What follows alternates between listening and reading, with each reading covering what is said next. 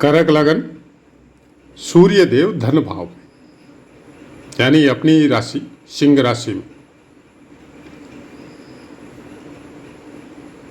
सिंह राशि में उसकी चर्चा हम लोग इसके नेक्स्ट पार्ट में करेंगे। दूसरे भाव में सूर्य देव होने से परिवार के लिए, धन के लिए, वाणी के लिए, भोजन पदार्थ के लिए ज्योतिष शास्त्र में कुछ अच्छे फल नहीं बताए गए। लेकिन क्या सिंह राशि में अपनी राशि में विराजित होने के बाद अच्छे फल प्राप्त नहीं होंगे? जरूर होंगे। इसकी चर्चा हम लोग इसी वीडियो के नेक्स्ट पार्ट में करते हैं। जय माता की मित्रों, आज चर्चा करते हैं करक लगन में आपके सूर्य देव अगर दूसरे स्थान में हो, धन भाव में हो, तो किस तरह के फल प्राप्त होंगे। पाठ के जो नियम थे उसके अनुसार हमने जो पुस्तकों में लिखा है अक्षरश वैसा का वैसा आपको शॉर्ट वीडियो के द्वारा हम प्राप्त करवा देते हैं। ये करने का कारण भी हम बहुत बार बता चुके हैं। एक कमेंट आया था कि हम लोगों को ये पता नहीं चलता पूरे वीडियो में आप कब अपनी तरफ से बता रहे हैं और कब पुस्तकों की तरफ से बता रहे हैं। उनकी बात सही लगी हमको कि पता होना चाहिए पुस्तकों में क्या लिखा है। तो उसके लिए हम एक मिनट का, आधा मिनट का, जितना जो पुस्तकों में, एक पुस्तक जो मंत्रेश्वर महाराज की है, फल दीपिका, या आपके ओरा पाराशर संहिता, उसके अनुसार हम उसकी कुछ बातें पुस्तकों के अनुसार बता देते। दूसरा पार्ट, उसमें पुस्तकें भी है, उसमें अभ्यास भी है और उसमें वो सब बातें हैं जो हमारी यात्रा में हमको नजर आई।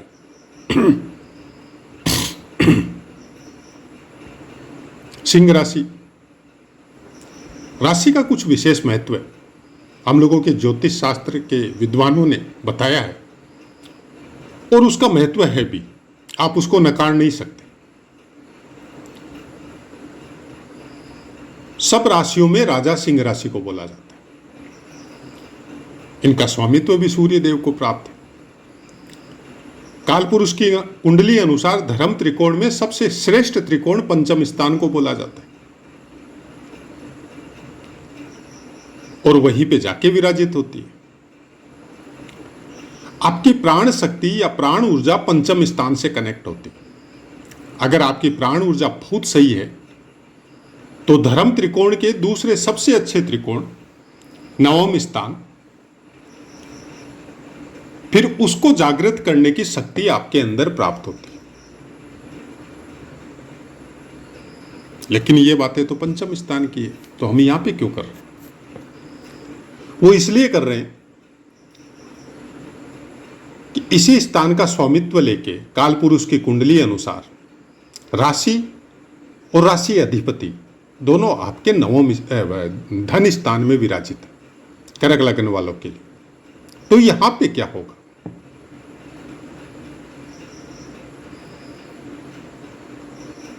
बहुत अच्छा फल भी नहीं कर सकते और बुरा भी नहीं कर सकते। इंसान का नाम होगा, धन और परिवार की रक्षा करने में सबसे आगे होगा, अपने समाज में या देश में भी बहुत ऊंचे पद पर बैठ सकता है, बहुत अच्छे संस्थान चला सकता है और बहुत उच्च शिक्षा में बहुत ऊपर तक की यात्रा कर सकता है। बहुत बड़े अधिकार ऐसे इंसानों को प्राप्त होते हैं। लेकिन परिवार से कोई विशेष इनको सुख मिले ये जरूरी नहीं है। उसका एक कारण ये भी हो सकता है कि जब इंसान का इतना नाम होता है इतना फेमस होता है तो उसके पास समय ही नहीं रहता है कि वो परिवार को समय दे सके। वैसा कुछ भी प्राप्त हो सकता है। लेकिन चूंकि कर्क राशि या कर्क लग्न है और लग्न का स्वामित्व सबसे ज्यादा बलवान होता है, तो आपको चंद्रमा को देखना पड़ेगा। कर्क लग्न के जितने भी पाठ आए आपके पास, अगर गलती से हमारा बोलना अगर छूट भी जाए तो आपको यह ध्यान रखना है कि किसी भी लग्न में लग्नाधिपति की अवस्था को आपको देखना सबसे ज्यादा जरूरी है, क्योंकि अल्टीमेटली सब फलों को भोगना आपको है। और भोगने लायक अगर शक्ति आपके पास नहीं है तो कोई भी फल आपको सुचारू रूप से प्राप्त होने में बहुत मुश्किल आती। लग्न बलवान है मतलब आपका शरीर बलवान है, अष्टपुष्ट है, कोई रोग नहीं है, तो आपके अंदर कैसी भी परिस्थिति हो आप संभल जाएंगे। और कर्क लगन वालों में सबसे बड़ी दिक्कत यही है, इनका शरीर देखने में बहुत अच्छा हो सकता है, देखने में बहुत खूबसूरत होते भी है, ऐसी बात नहीं है नहीं होते। आंखें भी हिप्नोटाइज टाइप की बहुत सुंदर होती है। चंद्रमा विशेष बली हो सकता है, कम बली हो सकता है,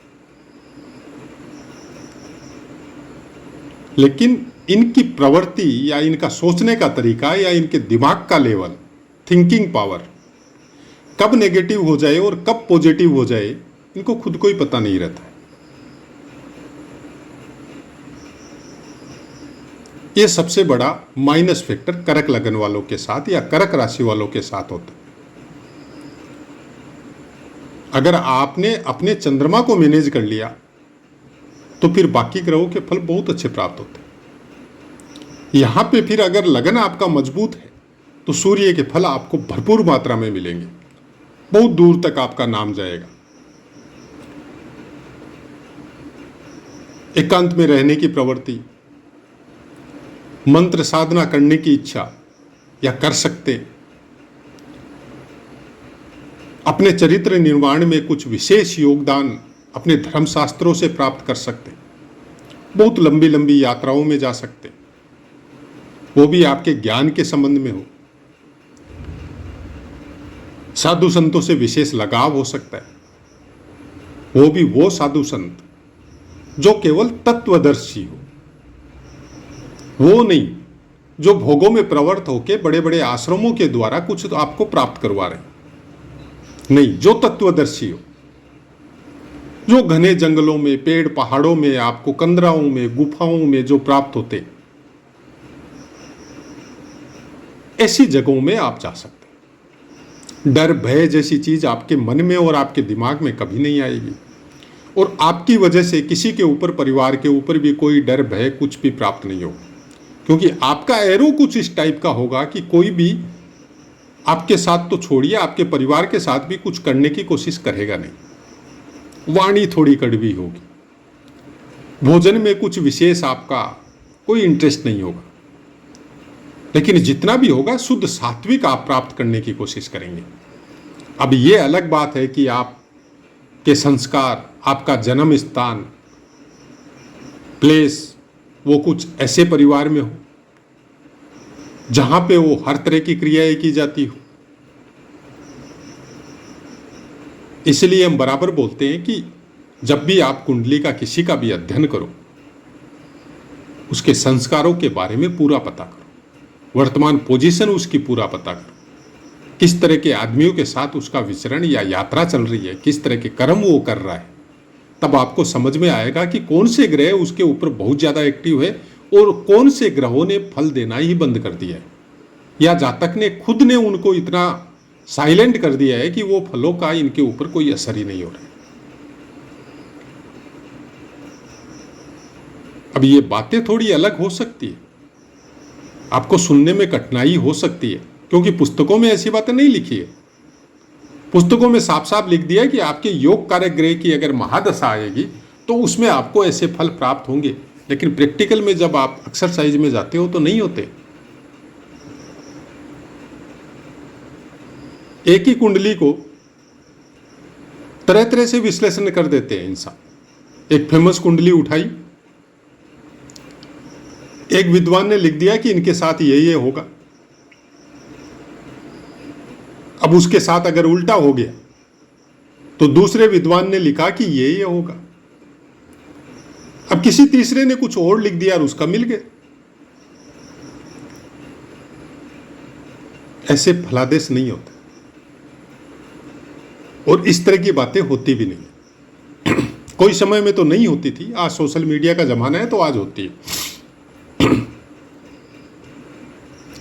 दूसरे स्थान में बैठा हुआ सूर्य देव आपको कुछ नियमों में बांधता है, खासकर सिंह राशि में होने से, और स्ट्रिक्टली खुद भी उन नियमों को फॉलो करता है और अपने परिवार पे भी बंदिश लगाता है।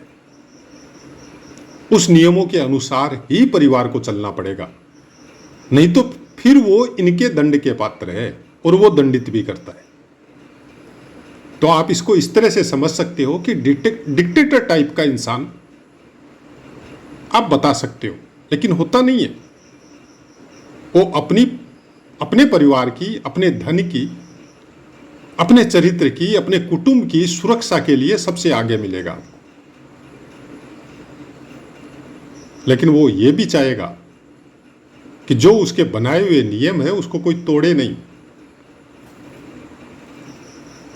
इनका लगाव इतना ज्यादा होता है अपने परिवार के साथ कि किसी का दुख तकलीफ ये बर्दाश्त नहीं कर सकते। लेकिन ये आपको दिखाई नहीं देंगे। जिनकी भी सिंह राशि या सिंह राशि में आपके सूर्य हो और दूसरे स्थान पे हो, तो इन फलों को कुछ ज्यादा बढ़ा देते हैं। आप इनकी कड़वी वाणी को समझ के परिवार में कोई बच्चे हो, चाहे माता पिता हो, चाहे वाइफ हो, चाहे और भाई बहन हो, ये सोचते हैं कि ये ठीक नहीं है, मुंह में जो आया वो बोल देता है और अपने आप को बहुत बड़ा समझता है। एक्चुअली ये गलत है, ऐसा नहीं होता है, ऐसा सोचना भी नहीं चाहिए। ये सब कुछ अपने परिवार के ऊपर लुटा देने की प्रवृत्ति ऐसे इंसानों में होती है। केवल आपको प्यार से बोलना है, बस इतना सा ही करना है। गुस्से से ये कभी भी आपकी बात नहीं मानेंगे, क्योंकि इनके खुद के अंदर इस ब्रह्मांड का सबसे बड़ा तेज भरती है, ये सूर्य है।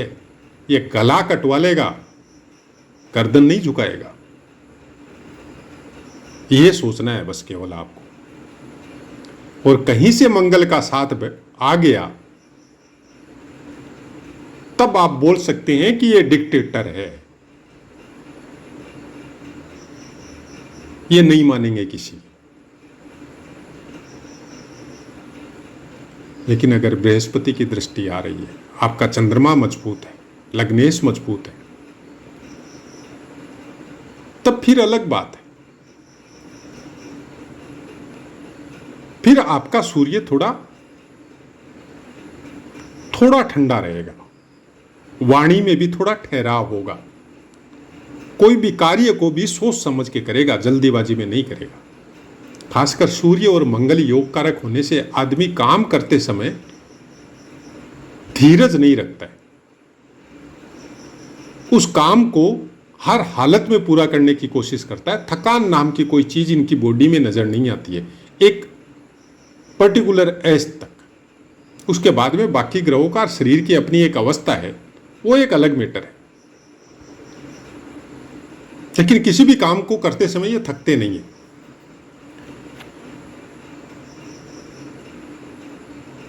दांतों की कुछ विशेष सुंदरता इनके अंदर पाई जाती है।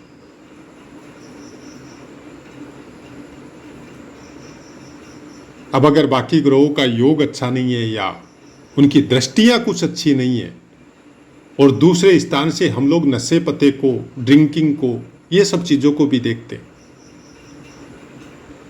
तो हम ये तो नहीं बोलते कि सिंह राशि में दूसरे स्थान पे बैठा हुआ सूर्य देव आपको ड्रिंक वगैरह में जाने देगा। ड्रिंकर तो नहीं हो सकते ऐसे इंसान कोई भी हालत में। हाँ, बाकी नशे कर सकते हैं।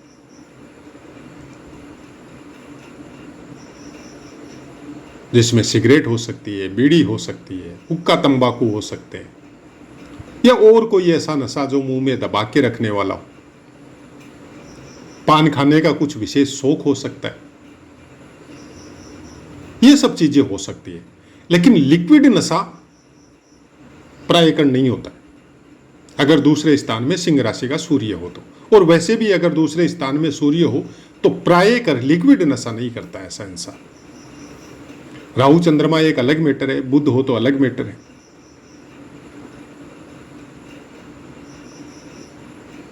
नवमांश की बात करें तो सिंह राशि में अगर कोई भी ग्रह हो तो पहला नवमांश मेष का आएगा, और उसी अनुसार फिर भी मेष, वृष, मिथुन, धनु तक चलेंगे। 3.20 डिग्री 3.20 डिग्री ऐड होते जाएंगे। अब मेष का नवमांश आ गया, यहां पे सूर्य बहुत बली हो जाता है। आपके अंश बल के अनुसार तो बाल्य अवस्था में, लेकिन नवमांश के अनुसार बहुत बली हो जाता है। और फिर ऐसा सूर्य अगर राजा के घर में भी पैदा हुआ है, ऐसा इंसान प्रायकर होता है। अच्छे धनी मानी घर में ऐसा इंसान, ऐसा बच्चा पैदा होता है कि मेष का नवमांश है और दूसरे घर में सूर्य सिंह राशि का है। तो फिर आप मीठा बोल के, इनके सामने सर झुका के आप इनसे कुछ भी मांग सकते हैं, ये मना नहीं करेंगे। और अगर रास्ते में जा रहे किसी का कोई दुख तकलीफ देख लिया तो ये अपने तन के कपड़े भी उतार के आपको दे सकते हैं। इस तरह का मन या इस तरह का हृदय ऐसे इंसानों का हो सकता है।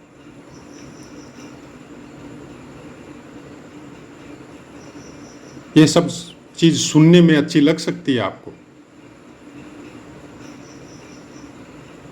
लेकिन प्रॉब्लम यही है कि ऐसा इंसान ये सब करते समय किसी को बताता नहीं है।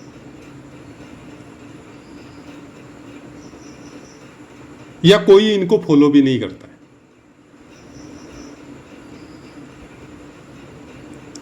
ये अपने किए हुए अच्छे कर्मों को कभी फेमस करके उसका कुछ रिटर्न पाने की इच्छा नहीं रखते, और उसके लिए करते भी नहीं है। ये एक्चुअली बाई बर्थ ऐसे होते हैं, इनको अच्छा लगता है।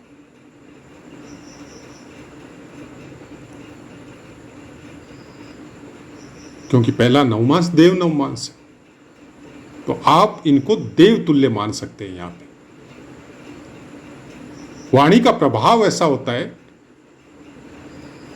कि चाहे श्राप हो चाहे आशीर्वाद हो, देरी नहीं लगेगी उसको फलीभूत होने में। क्योंकि देव नवमांश है तो ये कड़वी वाणी छोड़ सकते हैं, नहीं बोलेंगे। आपकी दुख तकलीफ चाहे परिवार की चाहे कोई और इनको दे रहा है, ये भोग लेंगे। लेकिन किसी समय में इनके हृदय से कोई ऐसी वाणी निकल गई जो तकलीफ दे रहा है उसके प्रति, तो फिर उसको महादेव भी नहीं बचा सकते। ये कुछ विशेष फल होते हैं। अब इन बातों को आप कैसे समझेंगे, किस तरह से समझेंगे, ये हम नहीं जानते। हमको जो समझ में आता है वो बता रहे हैं। आप खोजिए ऐसी कुंडली। बाकी ग्रहों का दृष्टि और बाकी ग्रहों का योगदान संपूर्ण कुंडली में होने से ही चीजें होती है, एकदम सही बात है। लेकिन सूर्य एक अकेला ऐसा ग्रह है, वो किसी की परवाह नहीं करता। राहु केतु के पाठ लग्नानुसार हम नहीं देते हैं, अलग से पाठ हमारे दिए हुए भी। कुछ दिन पहले भी एक पाठ केतु और चंद्र की युति के विषय में किसी ने कमेंट किया था, तो उनको हमने वो पाठ बना के दिए थे। सूर्य और केतु ये दो ग्रह किसी के बस में नहीं आते और किसी का भी प्रभाव स्वीकार नहीं करते। इनको आप दबा नहीं सकते। अब राहु के साथ आ गए तो ग्रहण हो गया, सूर्य ग्रहण हो गया। ग्रहण ब्रह्मांड में हुआ है, आपके गोचर में नहीं होता है। आपको प्रारब्ध के द्वारा राहु के साथ सूर्य मिल गया,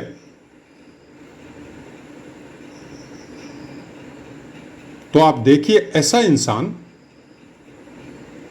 नॉर्मली राहु के प्रभाव में बहुत कम आता है। कुछ समय के लिए उसका दिमाग कोई चीज के लिए खराब हो सकता है, लेकिन जैसे ही वो समय निकलता है वो वापस एक्टिव हो जाता है। कितने समय तक ग्रहण रहता है, बस वैसा ही कुछ जन्म कुंडली के साथ भी होता है। पूरा लाइफ ग्रहण नहीं रहता है। जब जब गोचर में ऐसी परिस्थिति बनेगी और वो पर्टिकुलर समय आधा घंटा 1 घंटा का होगा, उस समय में उसका दिमाग में कुछ डिस्टरबेंस हो सकता है, लेकिन सूर्य दबेगा नहीं राहु से। तो सूर्य और केतु के बारे में यह बात आप गांठ बांध लीजिए कि किसी के भी साथ में हो, वो उस साथ वाले की तरह बिहेव नहीं करेगा, वो अपनी तरह ही बिहेव करेगा। ये किसी से अस्त नहीं होते, इनके साथ आने से कोई ग्रह अस्त होता है।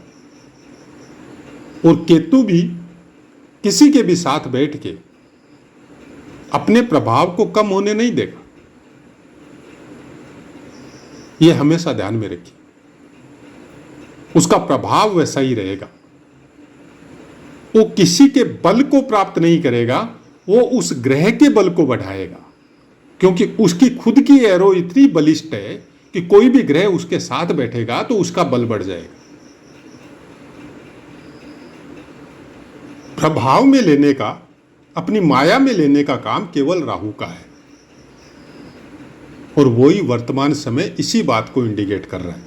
छल करो, भ्रम करो, मिथ्या प्रचार करो, लोगों को हिप्नोटाइज्ड करो, अपनी छल बुद्धि से, अपनी बल बुद्धि से, अपने दिमाग से किस तरह से आप अपनी वाक्पटुता के द्वारा किस तरह से भ्रमित कर सकते हो, वर्तमान समय वही चल रहा है।